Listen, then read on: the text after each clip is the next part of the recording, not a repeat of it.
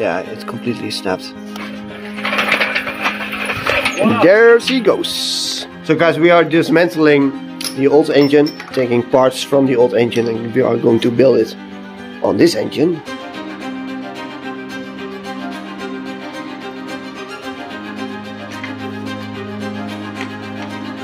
Just a quick look before it goes into the car. This is in the daylight. It's still looking nice. Come on guys, this is 28 years old. Guys, this is the moment of truth. My mate Tim and I spent 2 whole days working on this piece of crap from Fiat.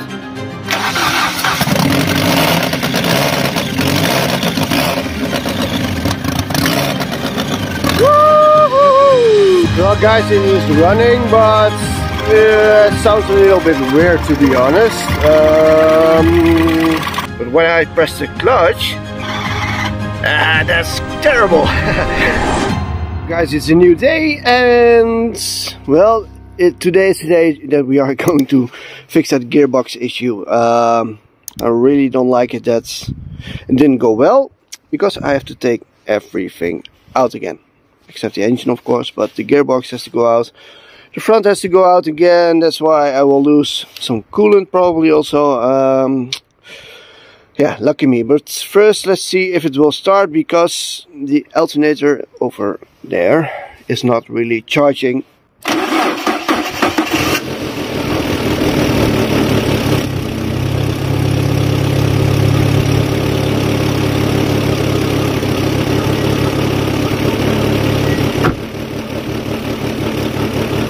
As you can see, it's a bit shaky.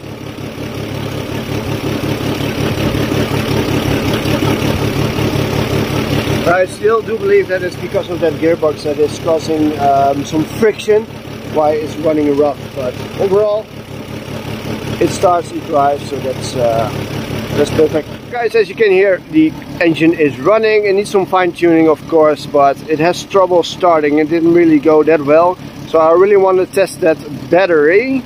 And testing that battery is where the sponsor comes into place. So the people from Top Down reached out to me and they sent me this battery tester. It's a BT300P made by Top Down, and what you can do is see if your battery is still healthy.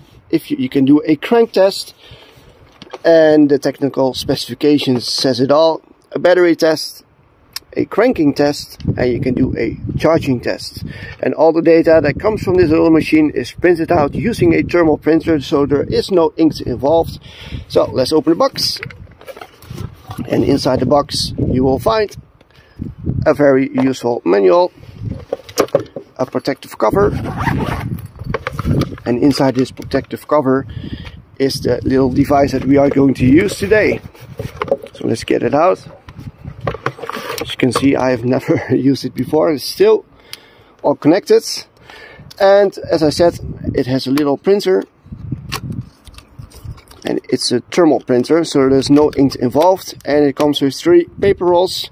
So let's remove those 2 terminals and see what this little device can do, because my battery is not charging at the moment, so we have to fix that issue, see if it's all healthy, and see if it will charge afterwards using this little device made by Top Down. These have been disconnected, so I'm going to use the leads from the little device, get it on, and as you can see, it already starts up, giving the actual battery voltage at the moment, which is 11.7 voltage, which is not much because it's not charging. So let's do a battery test. Regularly flooded, and we are using an AN, which says it here also.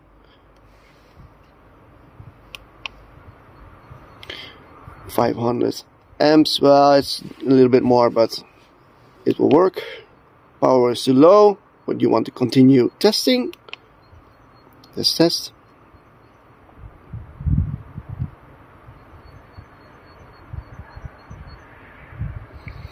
As you can see, the health is only 15%.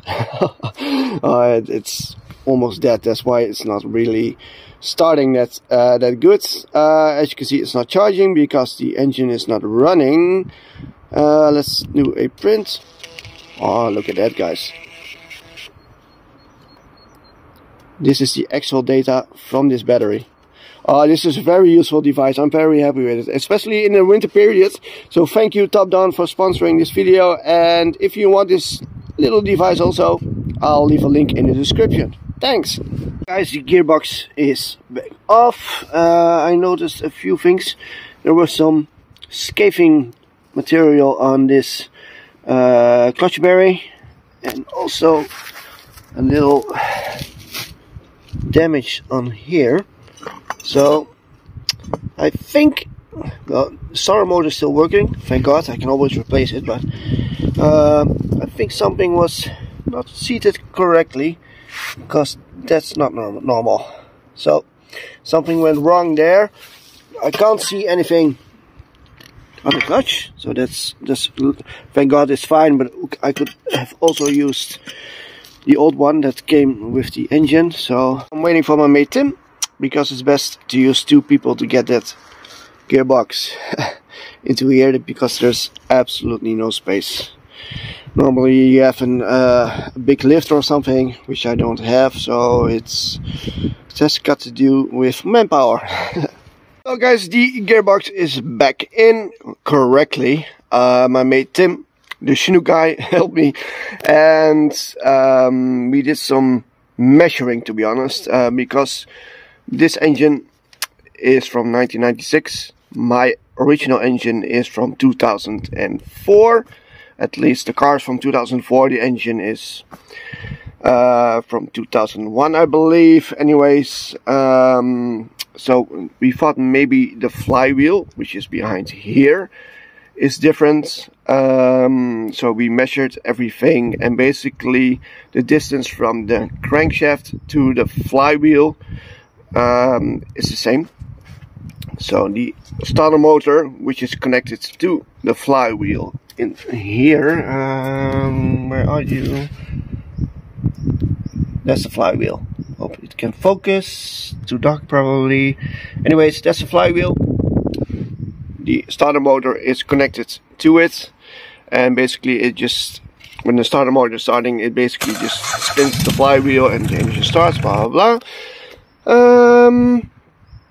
So we thought, okay, maybe the clutch, there's something wrong with the clutch, but hey, the gearbox and the clutch and the flywheel are from the original car, so there should not be a problem with that.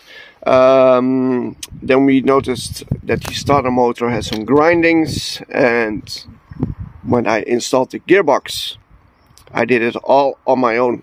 Basically, as you can see, there's no space to get a gearbox on the engine on your own. Is absolutely not doable. Not in a situation that I'm working in. It's ridiculous. Someone made Tim help me, and together it slid in perfectly, and now it is all bolted up correctly. There is no... Anyways, last time there was some space between the gearbox and the engine. So whenever I press the clutch, what it does, the little bearing is pushing it in. Because the gearbox is not seated correctly, it wants to push the gearbox out, pulling the starter motor that way, because the starter motor is connected here and over there to the gearbox. So it's pushing it this way, and when the flywheel, which is turning with a lot of speed, is making contact with this part, the starter motor, that's why it had that grinding material inside. So what we did right now is we spinned the engine manual by hand, and there is absolutely no noise coming from the gearbox. So happy because the weather conditions, as you can see, is absolutely not perfect for a job like this, and I really didn't want to do this, but sometimes things like this happen. Yeah, but hey, I did it outside. and we've got a working car again. At least I hope so, Wills. What I'm gonna do right now is gonna install everything back inside the car, add some coolant because it's gone. Oh, another thing, cool thing the one I wanted to show you while it is out. The difference, because there are a lot of people are messaging me on Instagram and also on YouTube, think, that engine does not fit in the Stilo, blah blah blah. Well, in some kind of ways you are correct, and the differences are the Stilo has air conditioning fluid, and the differences are the Stilo has air conditioning. There are pipes running through here and one over here going to a little bracket that's normally mounted over here. As you can see, there's a bolt over here, a bolt over here, and on the Stilo engine there's 2 bolts over there which are missing, so I don't have any air conditioning at the moment. Another thing is the oil pipe. As you can see, it's leaking a little bit. They damaged it, so I have to order the original one from the Fiat Bravo. Another thing, the knocking sensor on the Stilo, normally it sits over here, so for now I mounted it over here. Not sure if that will work correctly. If not, I need to drill a little hole over here and put this one over here, but for now it seems to work. What are the other differences? Not really. That's about it, to be honest. We've got a working car. That's, oh man, I'm so happy. I really hope that it will run perfectly. Let's go. Guys, I can't start the car because my little starter motor is damaged. As you can see, the starter motor is damaged. It's damaged where my thumb is, and in between, if you look at that little rotor over there, it's completely missing some tooths. They are, or they should be, yeah, they shouldn't look like that, to be honest. So it's damaged. I can't start it. It does, because the gearbox is now aligned perfectly. Those tubes can't get to the flywheel and it can't start the engine. So I need to search for a different starter motor, and then we can finish the car, because I'm a little bit tired of this car, to be honest. It's so much work, but it is what it is. Well guys, I'm working at night at the car. I have to do some small things before it can run again. I've got a light, so that's good, and inside we have that little shiny engine, all looking good. I was working on the thermostat hoses. Anyways, I think most are all connected using ABBA clamps. If you don't know what it is, these are the clamps with the blue label on it. Much stronger than this cheap one, but this is not gonna leak, I'm sure. Anyways, I need to install the air filter box, fix the wiring for the starter motor, which I have over here. Brand new, second-hand starter motor with a good rotor in here, so that's good. Why is it? Okay, it's working. I thought it was locked. Anyways, got some new clamps for the axle seals, rubber seals. Need to fill up the coolant. I'm using Motul coolant for that. Yeah, hopefully it will run. Yeah, it's pretty shitty situation that the engine, that the timing belt was cut in half, but it happens. But the big thing and the most important thing is that we are fixing the car and we are not throwing it away. So hope you like it. Well, let's see if it will run again. Well guys, there she is, the Fiat Bravo engine inside the Stilo. It runs perfect, a little bit high on rest, but that's because that one is not connected. The car ventilation is not connected. Yeah, and it's hanging. Man, look how, oh man, I'm so happy. I am so happy. And even when it's raining, I'm working on this car. I'm completely soaked. I had to do the axle, the things that hold the axle rubbers in place, you know, to keep all the grease inside. Can't get off the name. I really don't want to think right now. I just want to fix it because, oh man, I like the car, but I also really hate the car at the moment. But hey, we keep on working at it. So yeah, let's finish it.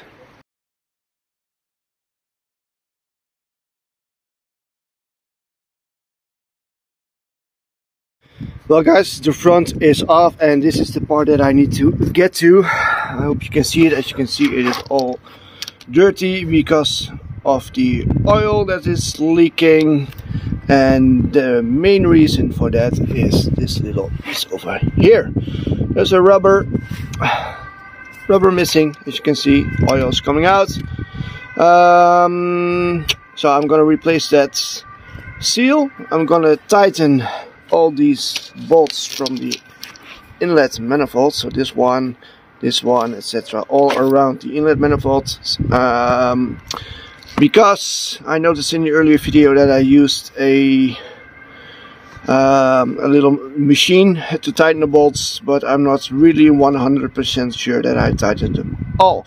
So I'm gonna do that. As you can see, I will do that off camera. Nothing really special, and also it is raining, so yeah. Anyways, I really want this car to work. Let's go. That seal is in. It's an original Fiat part and it costed me €12.50, which is ridiculous for that small rubber. I also forgot that there is no rubber in here. Thank God I ordered that one. So I'm going to use that also because I think it's also leaking oil for there, so which is not really a good situation. But anyways, I've got all the rubbers, so I'm going to replace it and see what it does. I think I might have found the reason why it kept stalling. Most of these bolts I could tighten them just 2-3 times, so just they were not really tightened that good. Well, I'm revving the engine at the moment because it keeps cutting out, but as you can see, the engine management light came on because I removed the map sensor wire, so that's the reason. But when I release the throttle, this happens. It was, yeah, it's oh man, I really can't find the issue. I really can't find the issue.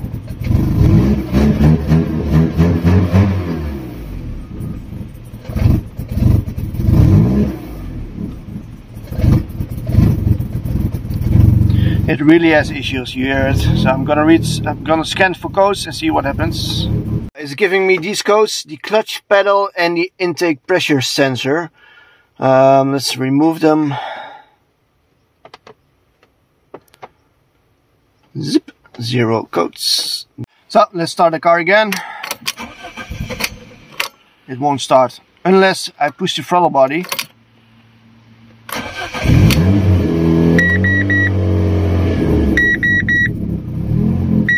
When I remove the throttle body,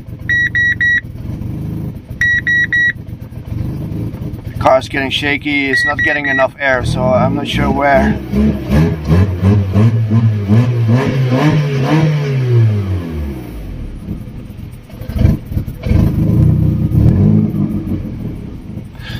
Oh man.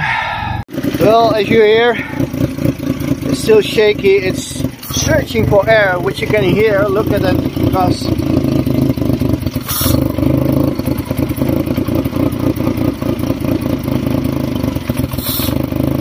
it's opening, closing, so it's searching for air, but why?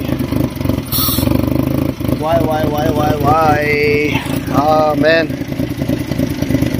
I really was hoping that this was the answer, but it's not. Well, I'll keep on searching. All the bolts are tightened. This one on the top side, on the bottom side are tightened. The PCV ventilation is all good and tight.